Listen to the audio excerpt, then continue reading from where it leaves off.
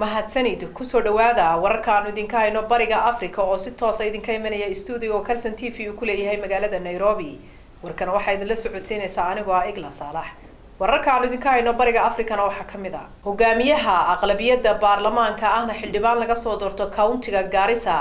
Aadan Barre Ducaale ayaa qaar kamid ah xildhibaanada baarlamaanka dalku ku eedeeyeen inuu xiriir la leeyahay xarakada Al-Shabaab xildhibaan ka tirsan baarlamaanka dalka Kenya ayaa sheegay in hogaamiyaha aqlabiyadda baarlamaanka wax ka og yahay weerarkii argagixiso ee lagu qaaday jaamacadda Garissa Patrick oo xildhibaan laga soo doorto countiga Mafoka ayaa sheegay in Aadan Barre Ducaale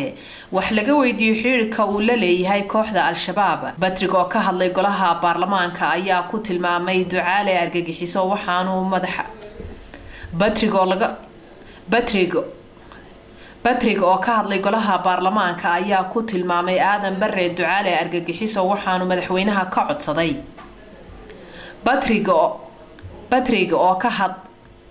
Patrick oo ka hadlay golaha baarlamaanka dalka Kenya ayaa ku tilmaamay Aadan Barre Ducaale argagixiso wuxuuna madaxweyne Uhuru Kenyatta ka codsaday inuu xilka ka qaado balse aanu xabsi geynin xildhibaan Patrick oo khudbad ka jeediyay golaha baarlamaanka ayaa sheegay in Aadan Barre Ducaale wax ka og yahay weerarka ka dhaca gobolka waqooyi bari ee dalkani Kenya waxa sidoo kale isna goobta ka hadlay xildhibaan kale oo lagu magacaabo Fred oo laga soo doorto countiga Nyando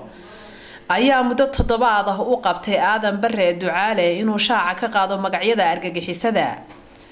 dhinaca kale hogaamiyaha aqlabiyadda baarlamaanka ahna xildhibaan laga soo doorto countiga Garissa Aadan Barre Ducaale ayaa si kulul ula hadlay shacabka gobolka waqooyi bari inay ka shaqeeyaan ammaanka gobolkooda xildhibaan Aadan Barre Ducaale ayaa toddobaadkii la soo dhaafay sheegay weerarkii lagu qaaday jaamacadda Garissa kadib inay muddo bil gudaheeda hogaamiyayaasha gobolka waqooyi bari ku soo gudbin doonaan liiska magacyada dhalinyarada ka maqan gobolka waqooyi bari ee lagu tuhunsan yahay inay ku maqan yihiin Al-Shabaab dawladda Kenya ayaa ugu baaqday dhalinyarada Kenyaanka ah ee lagu tuhunsan yahay inay ku biireen xarakada Al-Shabaab inay cafis u fidinayso faafaynta warkaasina waxay noo haysay wariyaheena Hinda Xasan Maxamuud dawladda Kenya ayaa sheegtay inay cafis u fidinayso dhalinyarada u dhalatay dalkeeda ee ku biiray Al-Shabaab haday muddo 10 cisho gudahooda isku soo dhiibaan wasiirka arrimaha gudaha Kenya ayaa wargeliyay dhalinyarada in iska soo xaadiriyaan xafiiska dawladda ee Nairobi iyo Mombasa iyo Garissa sidoo kalena wuxuu ugu baaqay shakhsiyaadka aaday Soomaaliya ee soo tababartay inay joojiyaan wada shaqeynta ay la leeyihiin Al-Shabaab iskana diiwaangeliyaan xafiiska dawladda wasiirka ayaa sidoo kale sheegay inay waalidiinta ama ehelada carruurtooda la waayay una maleynayaan inay ku biireen Al-Shabaab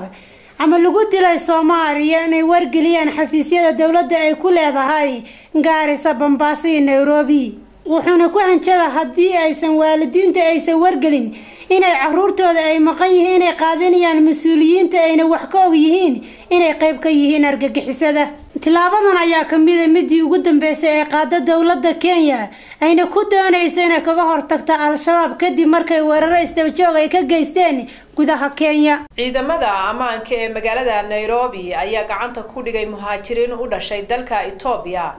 oo la sheegay inay dhuumaaleysi ku joogeen gudaha dalka Kenya faafaynta warkaasina waxay noo hayay wariyaheena Mawlid Warsame